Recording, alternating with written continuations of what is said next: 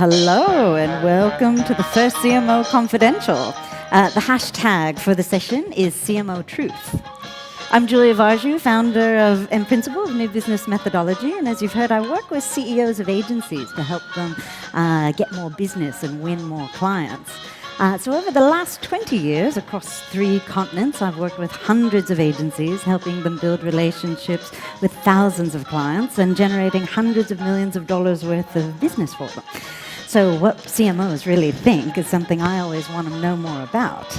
Yet each year, when I come to Mumbrella, I find myself in the audience asking tricky questions of the CMOs on stage, questions that they can't really answer fully in public. So I thought, what if I could parody the 1960s American dating game show, but this time with a twist? Invite 4 CMOs, but keep them incognito. Then I can ask them the tough questions, and with their identities concealed, they can tell us what they really think. So my questions will move across the relationship arc, if you will, and it'll start from first meetings and flirtations through to the pitfalls of affairs and even divorce. They have promised me their answers will be frank, funny, and potentially brutal. So who are these CMOs, and why should you care what they have to say? Well, collectively, they have 94 years of marketing experience. They control a combined budget of $155 million and have an average age of 46. They have the decision-making power to hire any of these agencies on the list, so if you're one of them, I'd listen up. And they use anywhere from 5 to a dozen different types of agencies at any one time. They represent 4 of the most coveted industries that every agency I know wants on their client list, and all have spent time agency side during their careers. So without further ado, let me introduce our panel. CMO number 1. He hails from North America continent and has over 30 years in the industry. He's the head of marketing for a global retail brand and currently resides interstate. He's kindly flown here at his own expense just to share with you what he knows. And oddly, is a proud owner of a Van der Graaf generator. Please welcome Mr. Retail. CMO number 2, she's Australian-born, has been exclusively marketing finance brands across APAC for 16 years, but like the chef who doesn't like to cook at home, she will delegate all family finance strategies to her partner. And here today, she's going to spill the beans on why she had to fire her agency. Please welcome Miss Finance. CMO number 3, he comes from England, has over 20 years in the industry. Based in Australia, he's now the APAC CMO for one of the world's most coveted brand portfolios. He grew up on a dairy farm and as a child perfected the art of tipping cows. Please welcome Mr. Alcohol.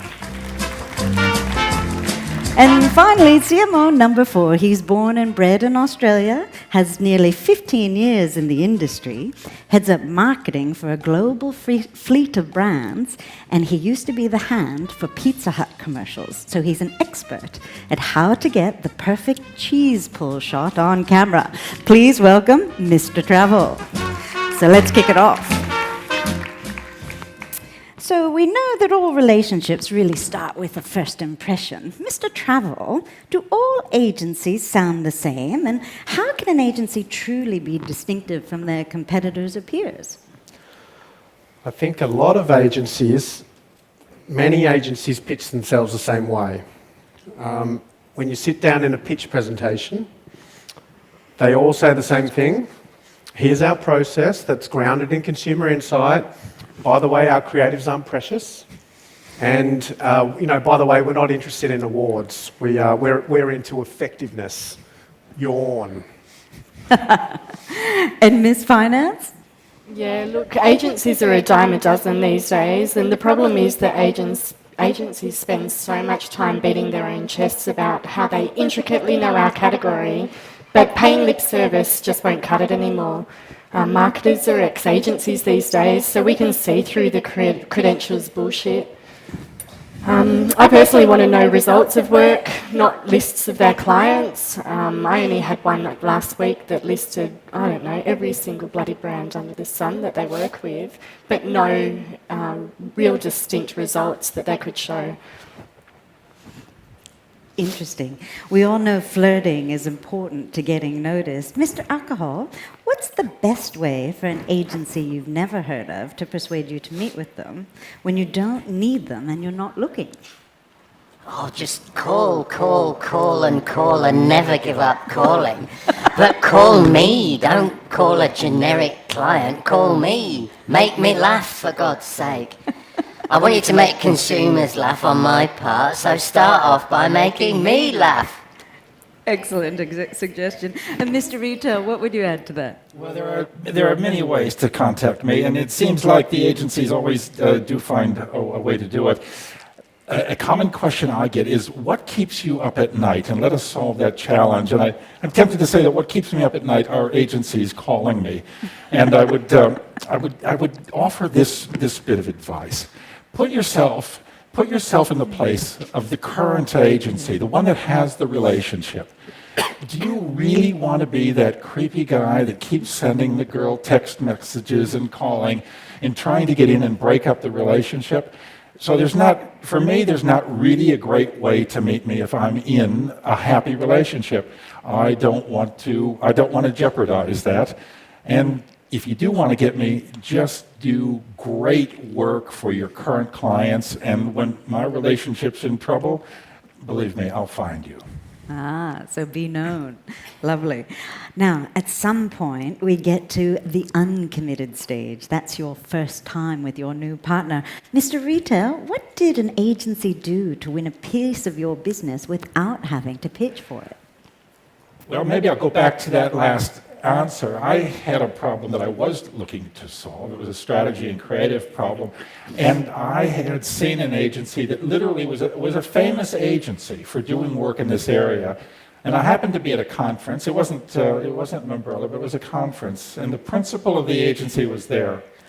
So we had a chat, and I talked with him about how they worked and how they might work for us. Not what they would do, obviously, to solve the problem. Went over and talked about the people that they had, and it accounted to a brief. And he went away and put together a proposal, and we engaged with them. And I must say, it turned out to be a very profitable engagement for us. That sounds fantastic. Mr. Alcohol, how would you answer the same question? It was the most awesome display of a targeted commercial. It was a commercial aimed at me in the back of a taxi. The agency knew somehow, I'll never know exactly how, but they knew somehow I'd be getting a taxi from that particular A to that particular B at that particular time on that particular day, and it was an awesome ad on the back seat that made me laugh. So creepy stalking works. Excellent. Now, chaperones can add complications to relationships, we all know. Mr. Retail, when should CMOs and CEOs have relationships directly with media owners? What are the pitfalls and what are the benefits? Well, I think they should have a relationship. Any good business person wants to understand their customers. So if you're a media owner, you should meet with your good customers. I don't mean all the time, but maybe once a year. I will offer a bit of hesitation on this. If you meet with a media owner and your purpose as a marketer is to try to convince them, if they produce editorial content, to speak better of you or to stop speaking badly of you, don't do that. I have never seen that. I've never seen that end in a happy way. And what about when your CEO is connecting to the media companies? Well, I think that works as well. I think the CEO and the media company should connect, and I think the upside for the marketing business is that you can learn things that are going to be happening in media that potentially can give you a competitive advantage.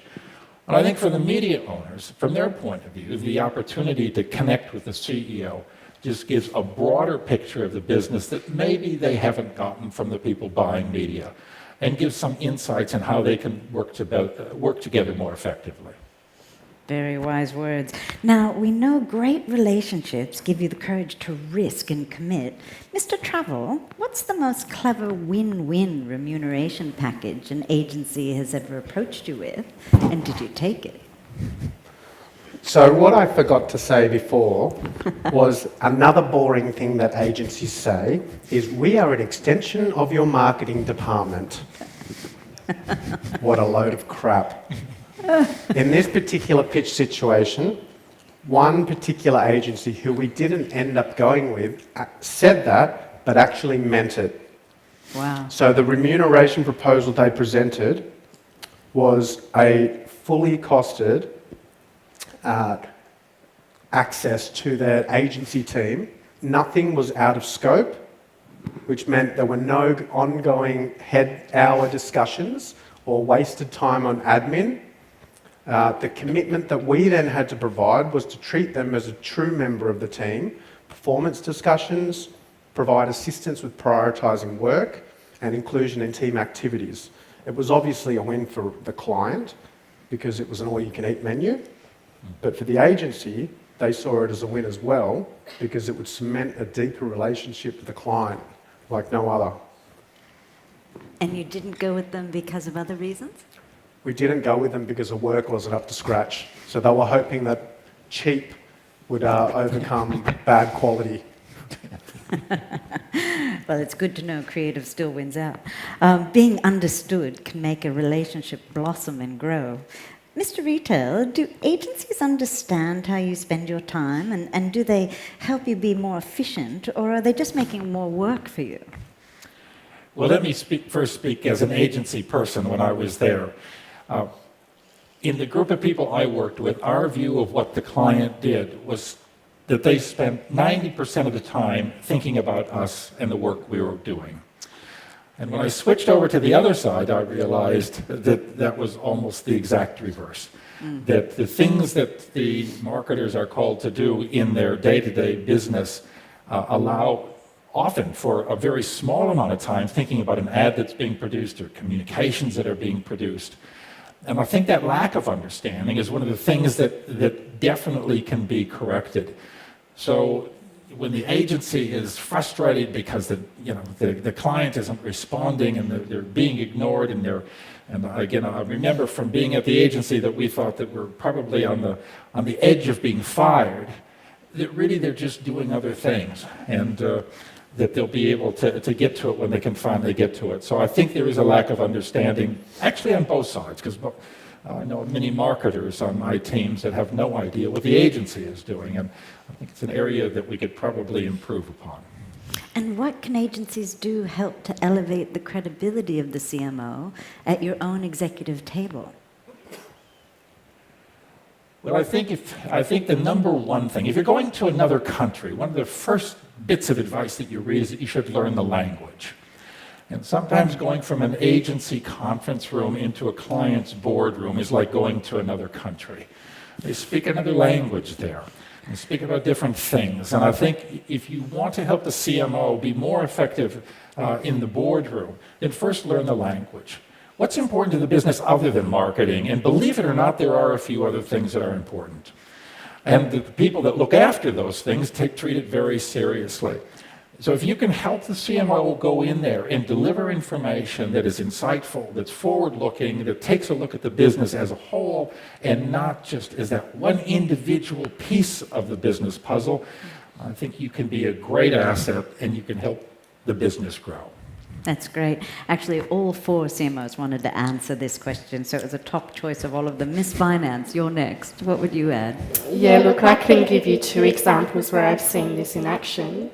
A few years back, an independent award-winning agency requested to be present at as many internal meetings as they possibly could. There was no real harm in that. So over the course of several months, they completely infiltrated product, sales, finance, legal, compliance, analytics, you name it. Every single team knew who this agency was, and before we knew it, our business plans were being co-devised with the agency. They hired incredibly smart, savvy people who could hold a conversation and ask intelligent questions. They'd elevated themselves completely beyond being a simple creative agency to being a true business partner. And it was with this intricate understanding that they helped us completely smash revenue and profit targets out of the park. Look, I've never seen an agency relationship like this before and haven't seen one like that since. It was really smart because getting into the mid to senior management, that will be C-suite one day. Once you have that relationship with them, it's really easy to retain business. The second example is where this particular agency held bespoke alcohol-infused debaucherous weekends just for the C-suite, including $1,000 evenings, and I'm going to use air quotes, strategy weekends away. But if truth be told, it was just completely debaucherous. Funnily enough, these two examples were from the same agency, albeit a few years apart, so it's quite amazing what the change at the helm can do. Yes, when the management changes at the agency, so does their strategy. And what advice would you add, Mr. Travel? Well, I think agencies need to offer more dialogue beyond the subject of creativity. So creative is obviously very important and is the backbone of a lot of agencies' value proposition. But executive tables like to be inspired with creativity every now and then, but most of the time the discussions are around hard numbers and facts. So the more agencies can help equip CMOs in this regard, so less pictures, more around market data, customer insights, market growth opportunities. I guess think like management consultants. There's something around why a company like BCG or can charge 5 times the price as a creative agency. But the irony there is the most intelligent people I've ever worked with are from advertising agencies. So why is it that management consultants can command more for their time? I think agencies just need to position themselves differently. I'd agree. Boston Consulting charges $200,000 a month, but they promise to deliver tenfold. So I'd like to see an agency do that. Mr. Alcohol, how would you summarize what agencies can do to help elevate the credibility of CMOs at the executive table in your organization? Well, if you're running an agency successfully, you've already got one thing in common with the board members of your client organization. You're a business person and you're successful. You're running a business operation. So talk about that. Talk about you adopt the right language, but you can share your insights, your successes, your failures, your challenges as a fellow business person. Then you're talking on a slightly different level to being simply a supplier with maybe a good ad, maybe a crap ad, maybe an ad someone didn't understand. You're a business person. So share that respect for each other. I've seen that work on a number of occasions. And of course, the alcohol and the debauchery and the entertainment certainly helps those conversations. They see more clearly, don't they? Now, we know that broken trust and doubts can become seeds of resentment. So, Miss Finance, what do you know about what your agencies are doing that they think you don't know? Look, the rifts between creatives and suits are just ridiculous. We know it's happening. One creative team once told one of our account managers to tell us that our debrief was complete and utter bullshit, and that we could go and F ourselves. The poor thing actually relayed this to us, word for word. Unbeknownst to her, that specific debrief had come directly from our CEO against a piece of creative that was intended to underpin a multi-million-dollar campaign spend. Interestingly, the CEO was in the room at the time of her relaying the message from this precious creative team. Comedy of errors, this account manager was an expat, so had no idea who the CEO was. Suffice it to say, the creative debrief did get into the creative, but it was a very different team that was put on it, and in fact that creative team was asked to leave.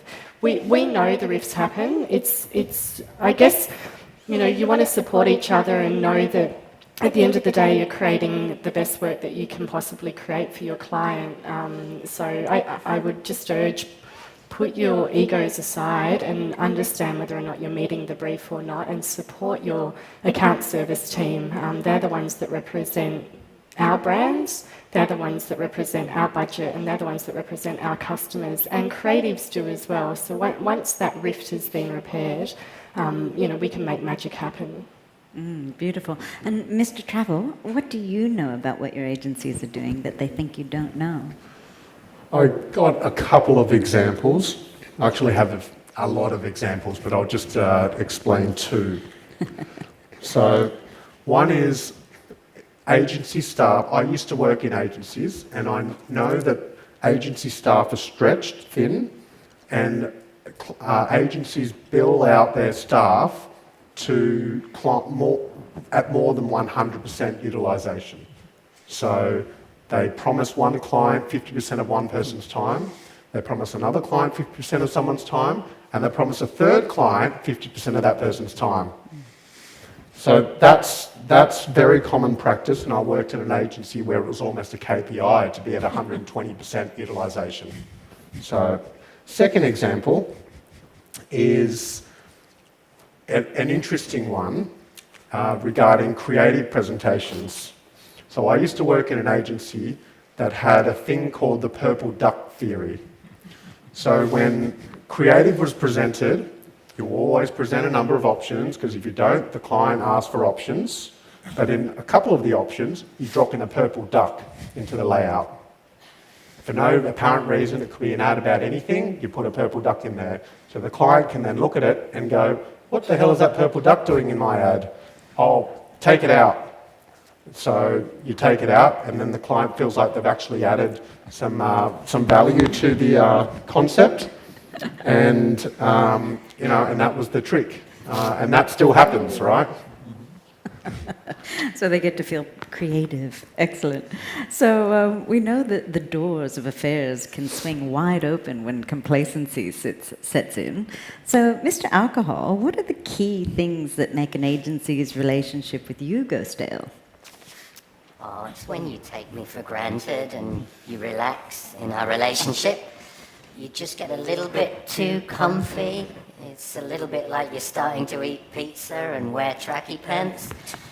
I need you to be sexier than that, you know? You need to change your hair every now and again, swap out your perfume, just think a little bit more about what's on my mind. So remember, you can't just keep doing the same thing over and over again. You've got to spice it up. You've got to throw in something interesting. Catch me off guard. Give me a purple duck every now and again. That's great. This again was a question all CMOs here wanted to answer, and it was their top pick. Miss Finance, what are the key things that make an agency's relationship with you go stale? Exactly what Mr. Alcohol said. In addition, regular change of account service, complacency can drive creative, which clearly demonstrates lack of effort. And if truth be told, the disappearance of the senior agency representatives who were all over us winning the business, but then slowly dissipate and pass on the relationship to junior members of the team, that's just not fair for the junior members of the team. Who can't hold a conversation at a CMO level or a C-suite level. It's really putting them into a hole and maybe setting them on fire. Understandably, from a cost savings perspective, that makes business sense, but it really doesn't translate when strategic conversations have to happen with somebody who's fresh out of university. So I'd say, look, just keep on keeping on with the senior relationships, and I also agree, surprise us. Keep us on our toes, understand our business, understand our category, and don't pay lip service to that. Really get into it. Mr. Travel, what makes a relationship with you go stale? So in our industry, I believe momentum is a wondrous thing. It's so important for both parties, for the relationship to have momentum. You want to be making work, agencies want to be making work, and clients want to be delivering output. So the more, it's this positive cycle. So spinning wheels is the biggest precursor to a relationship going stale. And I think one of the key causes of the relationship spinning wheels is when there's too much sweating of the small stuff, to be honest. Arguing over small things. They feel like small arguments at the time, that you end up spending 50% more time than you need to in a pissy little ad that's only going to appear in a men's toilet cubicle and arguing the size of the price point that's in the ad. I guess it's, don't sweat the small stuff. It's a really slippery slope once this begins, because a couple of things happen. Agency staff become jaded. Clients then view what the agency team is too hard to work with, and they're not listening. And the second thing is this negative cycle. So the more we spend head hours on the small stuff and the more time we spend arguing, the less time there is on the big stuff, meaning the more discussions we have where you ask for more money to talk about the big stuff, and the less we want to give. So believe it or not, clients want agencies to make money. I'm very happy to overinvest if we spend 100% of our time having valuable discussion on the big stuff. Well, that's an answer to a question later on. Mr. Rita, what makes a relationship with you go stale? I ask myself, when should an agency tell their client that they love them? And the answer is before someone else does. And I think, like in other relationships, as my brilliant colleagues have already articulated, things go stale when you take each other for granted and you spend too much time on small things. You get caught up in the day-to-day and you forget the higher purpose that you're serving. I found partner swapping to be a nice way to spice things up. And the idea, well, maybe it's better called a prisoner exchange. You take one of the people from the marketing team and they go work at the agency for a week. And in exchange, someone from the agency comes and works on the marketing team for a week. Now, it may not change the whole relationship, but I guarantee it'll change the way each of them look at each other's business. And the more you can do that, I think the more you understand each other and the more exciting you can keep the relationship. Great ideas. I've been at the agency when the client comes in and everybody has to tidy their desk and not swear anymore. Now, we know that broken trust, doubts, resentment, and complacency can doom any relationship, no matter how long, to divorce. So, Ms. Finance, tell us your story. What really happened? What did the agency do that was so stupid it jeopardized your relationship and you had to fire them? Oh, look, there's a couple of stupid things I'll touch on first. One is just not doing your homework. We don't pay hundreds upon thousands of dollars a year to have to correct lazy work just because an account service team or creative team either can't read a brochure or go online to understand what the features and benefits are that they're meant to be selling. It's plain annoying, lazy, and it's a time waster for us. Just go home, crack open a bottle of red and read our product set and come set with questions the next day. What's worse is to see the same creative concept presented time and time again. It was rejected last time for a reason. Don't pitch it to me again. Another embarrassing thing is when agencies send through work that is marked for final approval and the work is riddled with punctuation, spelling, grammatical errors. It's just embarrassing, guys. What's happening internally that you can't spend a bit of time to at least copy-paste into Word and have the squiggly line at least tell you that there are some spelling errors. The worst of them all, and this is a true story, we signed off a creative for a multi-million-dollar campaign that was going to go national. It was brilliantly on message, absolutely hit brief. And we had worked really hard to get to this point, and I went home and I opened up my mailbox and just saw a DM in the mailbox from a completely different category, different industry, opened it up, and sure enough, it was exactly the same creative that we had just signed off for our category. I was absolutely gobsmacked. I called the managing director that evening, about 8 p.m, when I'd opened the mail, and realised it was the same agency who had created that piece of work. It just was not good enough. We were sending out a DM exactly the same to almost all of Australia at this point, and we had to pull it. It had already been printed.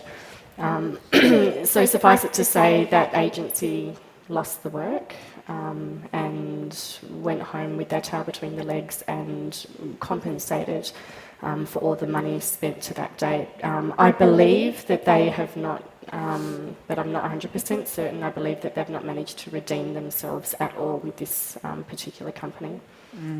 That sounds rather dreadful. Moving on, bitterness can creep in when assumptions are made about each other. Mr. Alcohol, do marketers really want their agencies to make money? and why? Oh, totally and absolutely. Everybody that's good at what they do deserves to earn a crust, just like me. But seriously, I want to have the best people working at my agencies. That's what the true value is that I get from creativity, from ideas, from having eyes on the outside, looking at the big wide world. You've got to have smart people doing that on your behalf. If you want to pay peanuts, you'll get monkeys and it'll end up all shitty. So I'll make sure that you earn a decent crust so that you can get the best people, and it's a self-fulfilling spiral. Best people, best work, best client relationship, more money. It's not that complicated. So you'll pay more for better people and better work. Yes. Good to hear. Mr. Retail, how would you answer that? First, let me say that I really like alcohol, or what Mr. Alcohol said, rather. Of course we want agencies to make money. Now, not on our account, but some other way is what usually gets done. But I might turn the question around a bit and ask, do agencies really want to make money? Because based on some of the remuneration proposals I've seen in pitches, I would think that the answer is no.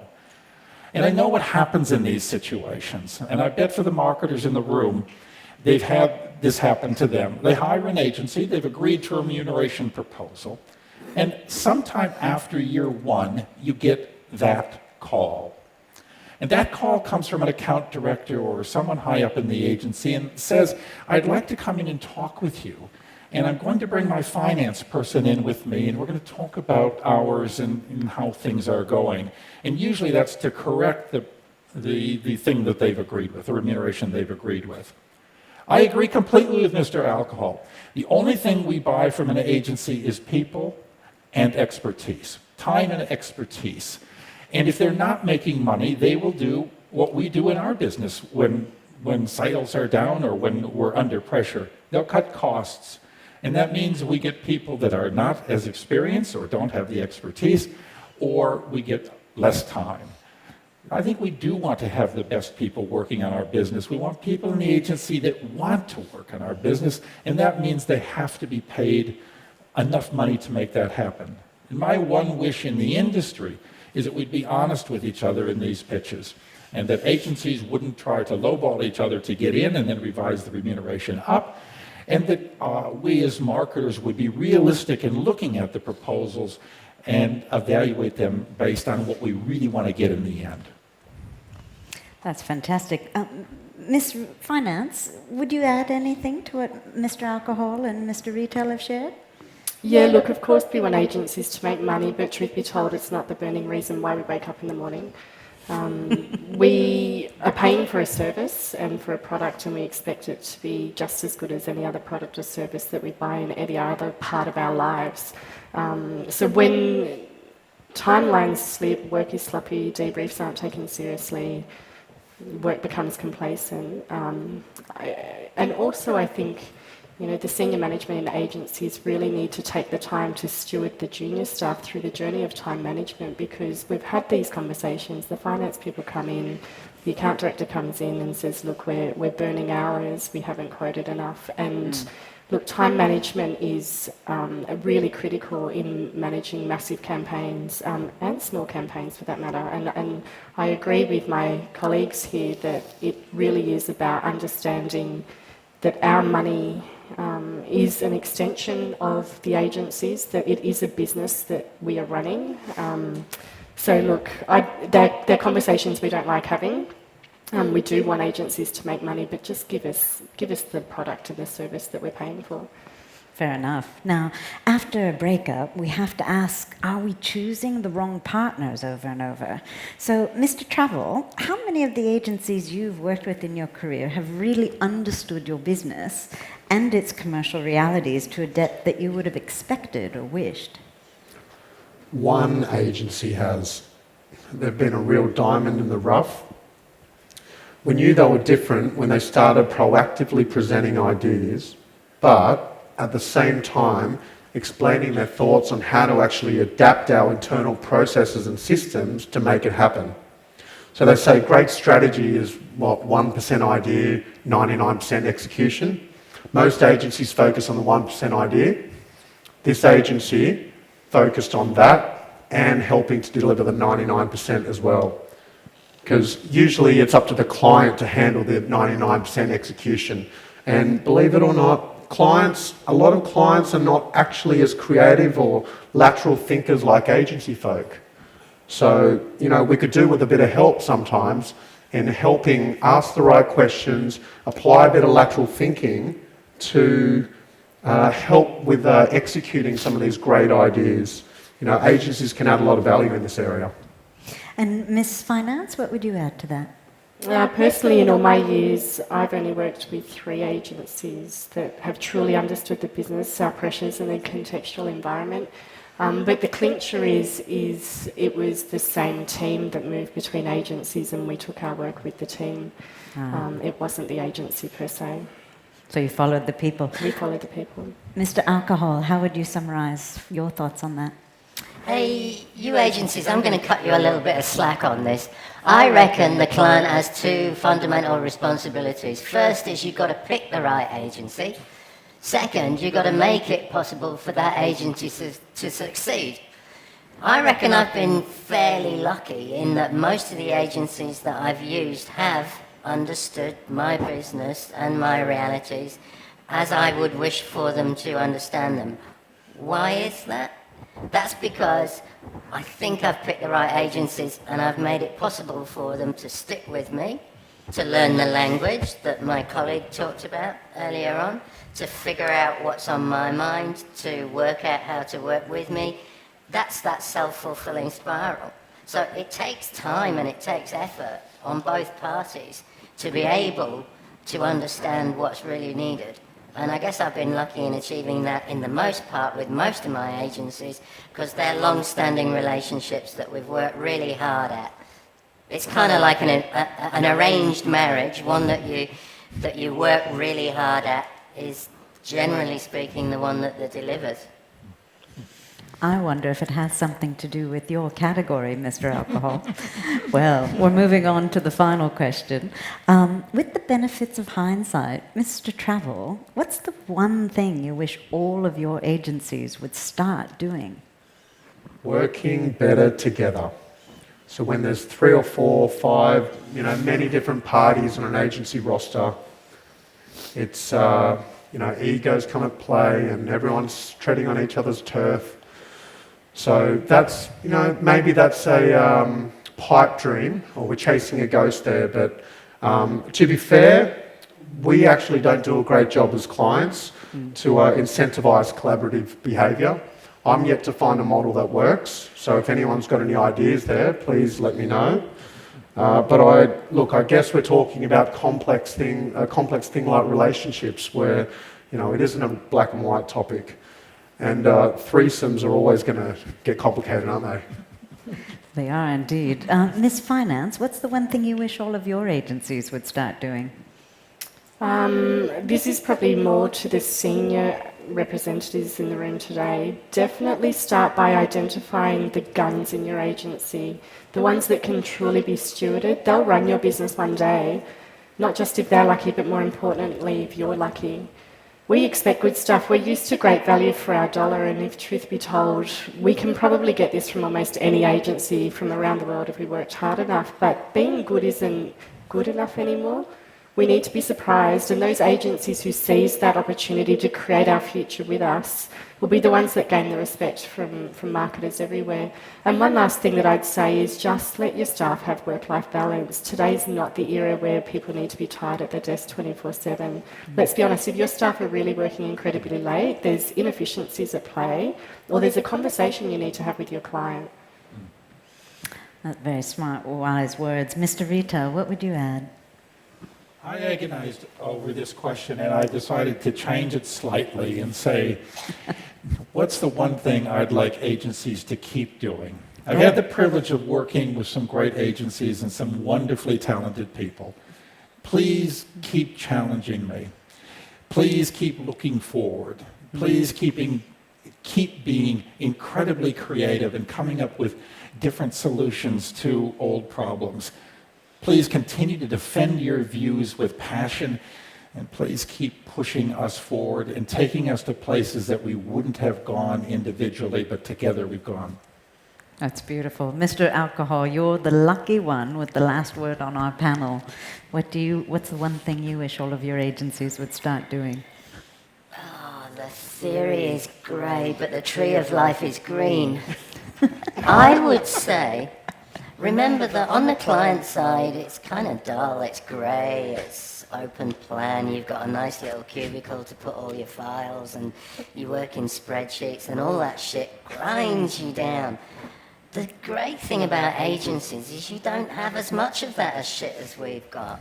Your eyes are on the outside, you get to do groovy stuff, you've got different plants, different categories. Your life is a hell of a lot greener than ours.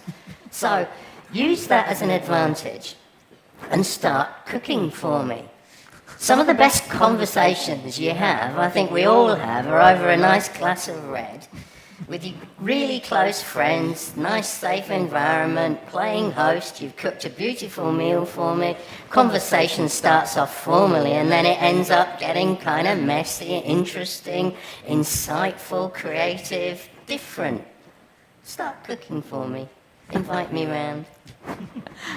We've got openings for that one for sure.